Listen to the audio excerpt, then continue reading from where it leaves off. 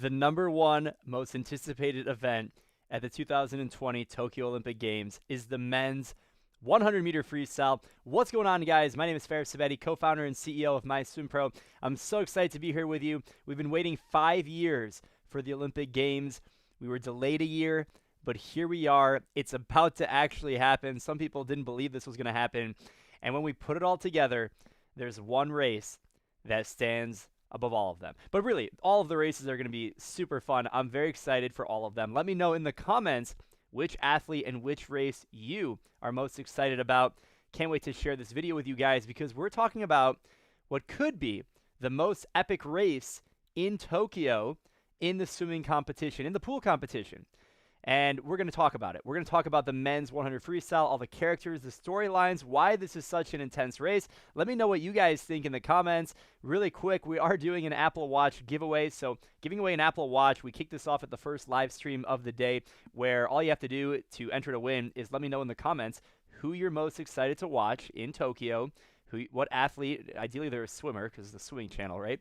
Who are you most excited to watch? Let me know tomorrow, which is Saturday, July 24th at noon Eastern. We're going to be selecting someone. Pretty easy to enter. And if you guys are not already subscribed, make sure you subscribe to the channel. Make sure you hit the notification bell. We're going to be doing a pre-show and post-show every single day. We have 8 days of competition, guys. We've been waiting 5 years for this. Let me know if you're pumped. This is going to be absolutely nuts. Oh, yeah. All right, let's go ahead and pull some comments on here. Then we'll talk about the men's 100-meter freestyle. Susan, welcome back. Good to see you from the last live stream. Hamza is so excited. Ali is waiting. What's going on? All right, so let me know in the comments. Okay, let's kick things off. Kliment Kolesnikov from Russia. He comes in with a 47.31. He is certainly one of our guys to watch in the men's 100 freestyle. There's a few storylines. Obviously, we have the reigning world champion in this event, and that's Caeleb Dressel. Caeleb Dressel's best time is a 46.96.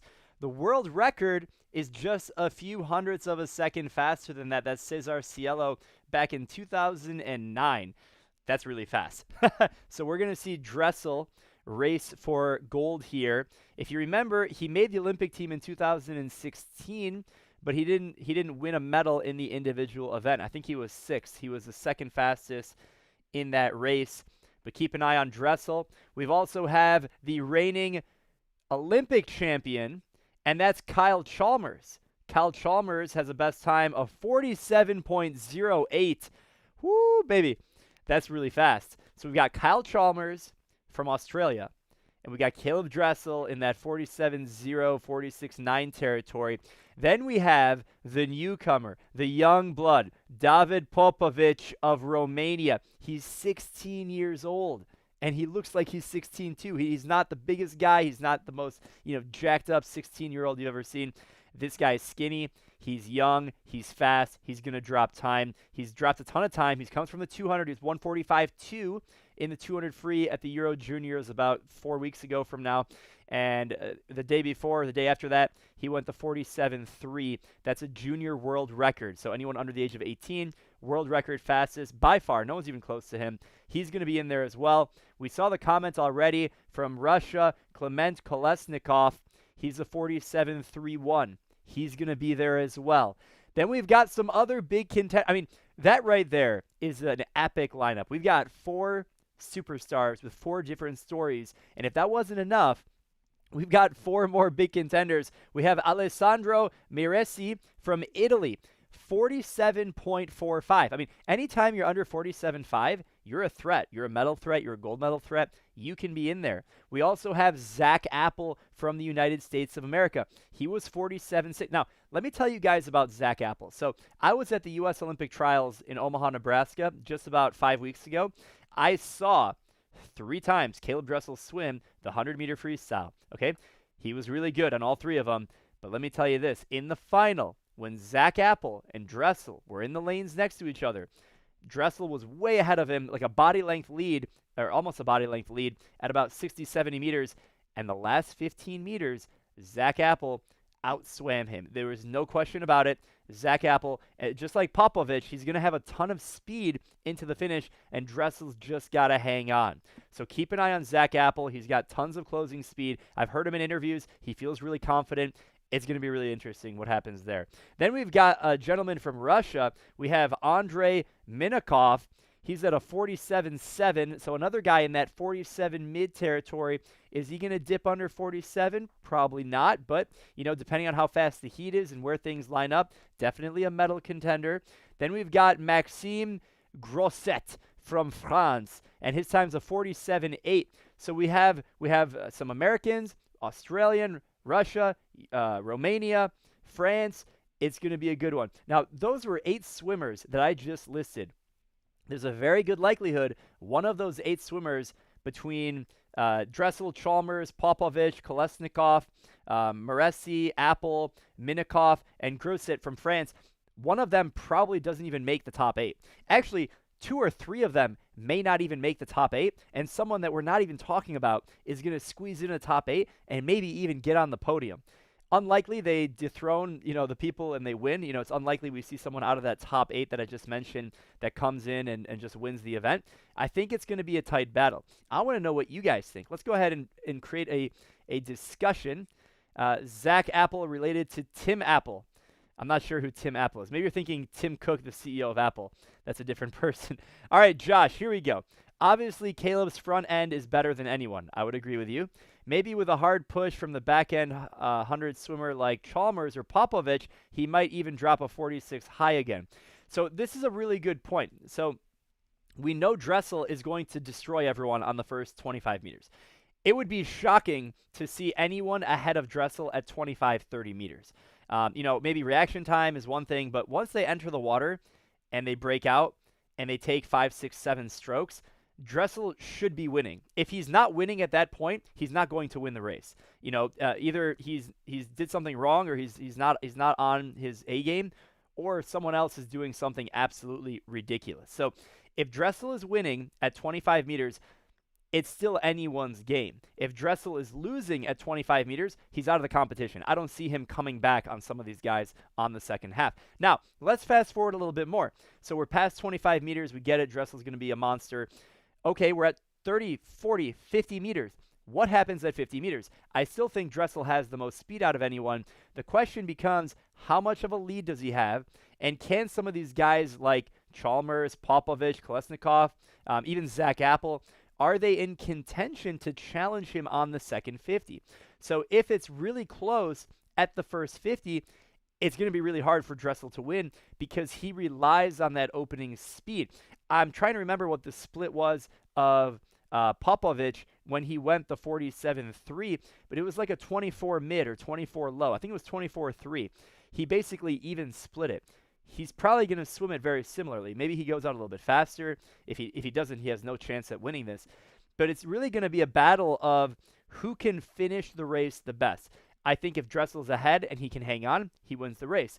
If he's not far enough ahead, multiple people could run him down and just pass him. So it's really anyone's game at that point. So let's go ahead and read some of these comments. Hey, Joe, what's going on? We'll have to watch and then predict. All right. Good to see you here. It's going to be a very close race. Hey, Matt, what's going on, dude? How you doing? The 100 breaststroke. No, dude, we should throw in Ferris in a heat. You and I both. Let's get in there. Mental toughness will win the 100 free. Yeah, I agree. It's going to take a lot of mental toughness because it's not – sometimes the best swimmer doesn't actually win the event. And at the Olympics, sometimes we see that. Dressel, 46.8. Chalmers, 46.9. Zach Apple, 47.1. Top 3. I'm calling it. All right. I really like what I'm seeing right now. These times are like – it's like you telepathically read my mind because what I'm looking at right now, what I just put on the screen, I was thinking Dressel around 46.8. I like 46.80. I was thinking like 46.85, 46.83. We'll come back to that. We'll see. Chalmers, 46.9. All right. I see what you did there. And then Zach Apple, 47.1. That's a lot for Apple to drop. I would not be surprised if Popovici is or Kolesnikov or one of those guys at 47.2 and they miss the podium. Can you imagine 47.2 doesn't get a medal.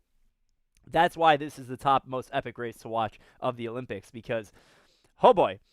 All right, and to answer your question, how to watch, I did another video earlier today. It's a live stream. Make sure you check it out on the MySwimPro channel. How to watch the Olympics, some resources on the live streams, and also the site sheet. By the way, the site sheet is linked in the description of this video. So if you guys want to see, a site sheet basically just shows, top rankings by time per event going into the competition.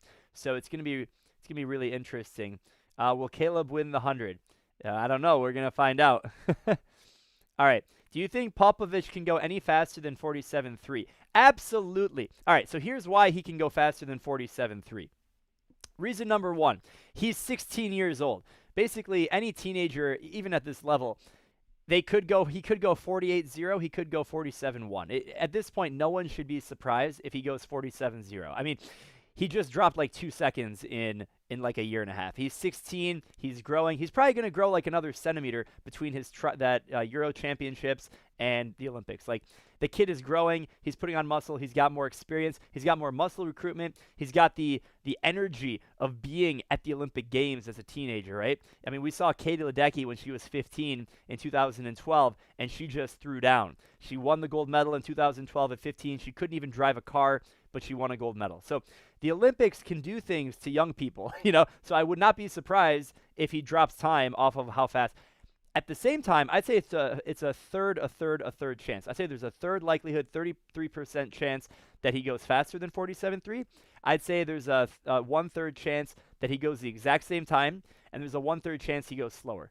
I think it's a wild card. Whereas like Caeleb Dressel, I think there's an over 50% chance he goes faster than he went at trials. He's older, more experienced, more predictable. I saw him go all his times at trials. He looked like he can go a lot faster. I think Popovici could pull a surprise more on the 200 than the 100. I agree. But he could definitely make it the double. The kid is amazing and fearless. What's interesting, if you watch, he went like a 22.2 in the 50. He went really slow in the 50. So I don't know if he's mentally on the 8. Like, to be good in the 100, you have to have opening speed. I think that's the one area where I'm concerned of him going faster than a 47.3 in the 100. We're talking about Popovici, because if you look at how he did that meet, his best race arguably was maybe even the 200, not the 100. I mean, yeah, you could say the 100 was probably a little better, but his 100 and 200 were really good. His 50 was trash. It was nowhere on the same level of his 100 and 200. Which begs the question, maybe he doesn't even care about that front-end speed, and that kind of translates into the 100, which means his 200 would be better than the 100. If that's how his training was leading into it, and even going into this meet, he might try and win gold in that 200 and just see what happens in the 100, and some of these more experienced veterans will smack him around in the 100. But, hey, you know what? First Olympics as a 16-year-old, that's going to be... Is Dressel flipping sub 22? Let's go. Let's go. That would be epic. I want to see a sub 22 out. Yeah, that's the real question. I would love to see that. That'd be great. All right, Ethan, let's see it. If Chalmers can pull out an Olympic gold at age 18, then I think he can do it at 23. I think Chalmers will win, although I'm a Dressel fan. All right, Ethan, there we go. Pulling up the drama. It's not drama, but that's a very logical argument there, because he is relatively young. He's got time to drop. He's got a lot of talent. That's why this is an epic race, because like you could pull. It's hard to play favorites because there's a great argument why like 6 different people could win this event. Not only that, but not only win, but medal. So many different guys can step into here and do some damage on this level. So we'll talk about the 50 a little bit later. I think the 50 skews to Dressel a little bit more, only because he has so much, top-end speed. All right, so here is a really good question. So the swimming stuff doesn't start until tomorrow. So if you're in the United States and you're watching this with me, in about 30 minutes from now at 7 p.m. Eastern time, there is a replay of the opening ceremonies. I watched it this morning at 7 a.m. I woke up at like 6:30 to watch the opening ceremony. So they're going to play a rerun, and similarly, they're going to be doing this for the Olympic Games. So if you want to watch swimming prime time, it's going to be live tomorrow night at 9:30 p.m. Eastern time, 21:30 Eastern time on NBC. Watch the other video where I talk about some different resources to watch and live stream and look at the heat sheet and the event schedule and stuff like that. We have a lot of great content on our website, which we'll be sharing. So keep an eye on all of that. But let's get back to the Magic. Dream 4x1 order with the team given. Yeah, I mean, if you just put some of these guys on a relay and they all go 46, I mean, they'll go like, what, 305, 304 in the relay? That'd be pretty nasty. 304, that'd be killer. All right. Do you think Michael Andrew will beat the world record in the 200 IM? I do not think he will. I watched him do the 200 IM at trials. He looked really good, but the way he swims it, he's not going to let off the way he swims it. He's going to keep swimming it the same way, and I don't think he's going to drop over a second on his freestyle. I think he goes 154, but he does it the same way that he's been swimming it. He's going to go out like a monster. He's going to go out so fast in the first 50 of the 200 IM, either in the semifinal or the final.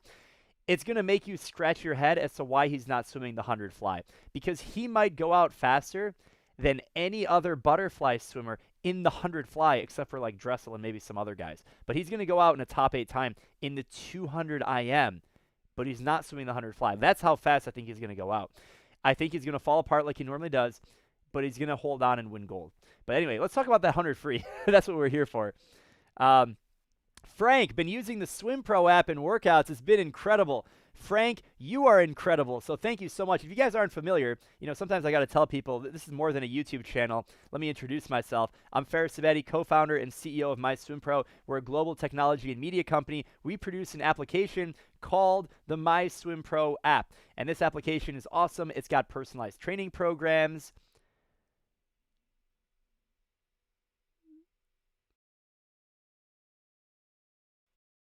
Oh, there we go.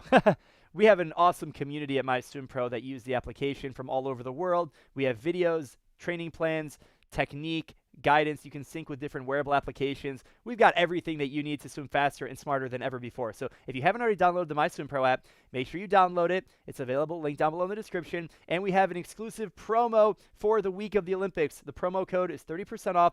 Tokyo 2021. This expires in like 8 days. At the end of the Olympics, this promo code expires. You can download the app for free, but if you want all the other content, you got to make sure you download, or you got to make sure you use the subscription.